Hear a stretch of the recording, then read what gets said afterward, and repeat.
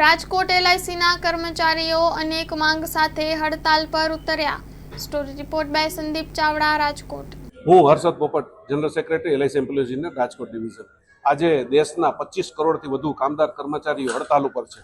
આ હડતાલનું મુખ્ય અમારી માગણીઓ જે છે એ દરેકને મિનિમમ પગાર ધોરણ 26,000 મળવું જોઈએ, કારણ કે આજે દિવસે ને દિવસે મોંઘવારી વધી રહી છે, સામે આવકની વધતી નથી। તો અમે એવું સરકારને જણાવવા માંગીએ છીએ કે દરેકને એટલીસ્ટ મિનિમમ પગાર ધોરણ આપો, જેથી કરીને પોતાનું જીવન સારી રીતે ગુજારી શકે। ઉપરાંત જે સરકારની જે નીતિઓ દિવસે ને દિવસે બની રહી છે, કોર્પોરેટ તરફી બની રહી છે, અમેરિકા, વર્લ્ડ બેંક, IMFના દબાણ હેઠળ બની રહી છે। આ રીતની નીતિઓ થશે તો દેશનો જે મધ્યમ વર્ગ અને ગરીબ વર્ગ એ વધુ નુકસાન। આજે તમે બધાને ખ્યાલ છે કે વર્લ્ડ બેંકનો રિપોર્ટ આવ્યો કે દેશમાં આવકની અસમાનતા ઘટી રહી છે, પણ એમના જ મિનિસ્ટર, જે સિનિયર મિનિસ્ટર છે નીતિનભાઈ ગડકરી સાહેબ, એમણે જ પોતાની સરકારની પોલ ખોલી દીધી। એમણે કહી દીધું કે બધા પૈસા એકતરફી થઈ રહ્યા છે। એનો મતલબ એ કે સરકારની ખરી જે સાચી નીતિ છે એ નીતિન ગડકરી સાહેબે જાહેર કરી દીધી। એટલે અમે આ જ વસ્તુ જે ઘણા સમયથી કહેવા માંગીએ છીએ અને આજના હડતાલના માધ્યમથી પણ સરકારને કહેવા માંગીએ છીએ કે આવકની અસમાનતા બહુ જ વધી ગઈ છે। ગરીબ વર્ગ અને મધ્યમ વર્ગ નીચે જઈ રહ્યો છે, અમીર વર્ગ વધુ અમીર થઈ રહ્યો છે। આ નીતિઓ કોઈ પણ સંજોગોમાં આ દેશમાં ચાલી શકે નહીં।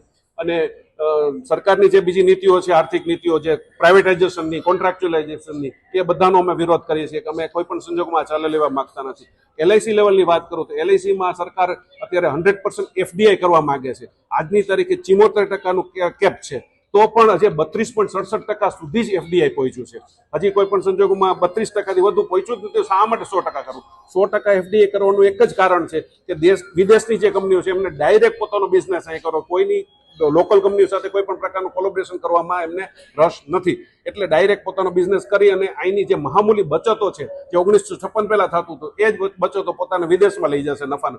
આજે એલઆઈસી છે એ તમામ પૈસા જે કંઈ પણ આવક છે એ બધું દેશના વિકાસમાં રોકે છે, પણ વિદેશી કંપનીઓ આ કરવાનું નથી। એટલે અમે એનો વિરોધ કરીએ છીએ। અમારો વિરોધ એ પણ છે કે અમારી એલઆઈસીમાં ઘણા સમયથી રિક્રુટમેન્ટ બંધ છે। આ કોઈ પણ સંજોગમાં ચાલી શકે નહીં। કોઈ પણ સંસ્થા નવા બ્લડ વગર ચાલી શકે નહીં। એટલે અમે રિક્રુટમેન્ટ પણ જલ્દીથી થાય એવી ડિમાન્ડ કરી રહ્યા છીએ।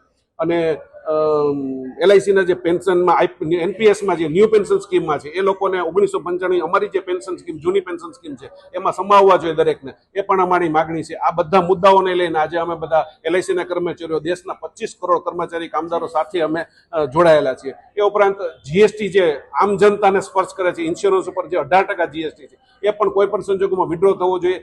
જે એલઆઈસીમાં જે પોલિસી હોલ્ડર છે નાનો વર્ગ છે, એકદમ ગરીબ વર્ગ છે, એને જીએસટી કોઈ પણ સંજોગોમાં પોસાઈ શકે નહીં। એટલે અમે એવું કહેવા માંગીએ છીએ કે જીએસટી પણ વિડ્રો થવો જોઈએ। આ બધા મુદ્દાઓને લઈને આજે અમે બધા હડતાલ ઉપર છીએ। ખાનગીકરણ કરવાથી એક જ થાય કે શોષણ વધે, સુવિધા કોઈ દિવસ વધે નહીં। ખાનગીકરણ કરશો, આજે તમે લેબર લોસ ચેન્જ કરવાની વાતો થઈ રહી છે, લેબર લોસ ચેન્જ થશે, શું થશે? ગમે ત્યારે કામદારને કાંઈ પણ થશે એટલે કાઢી મૂકશે। એ પરિવારનું શું? આજે એક માણસ નોકરી કરે તો એની પાછળ 4, 5, 6 જણા નપતા હોય છે। હવે એનો બાળક, માની લો કે એને નોકરીમાંથી કાઢી નાખ્યા, તો એનો બાળકનો અભ્યાસનું શું થશે? એની મેડિકલ ફેસિલિટીઝનું શું થશે? એના રોટલાનું શું થશે? એટલે પ્રાઇવેટાઇઝેશનથી કોઈનું આજ સુધી ભલું થયું નથી। 56થી એલઆઈસી છે, તો એલઆઈસી આજ સુધી પ્રોગ્રેસ જ કર્યો છે। તો રાષ્ટ્રીયકરણથી પ્રોગ્રેસ થયો। પ્રાઇવેટ 1956 પહેલા 245 કંપનીઓ હતી, પણ શોષણ થતું હતું, કર્મચારીનું શોષણ થતું હતું, દેશના નાગરિકોને બચત લૂંટાતી હતી।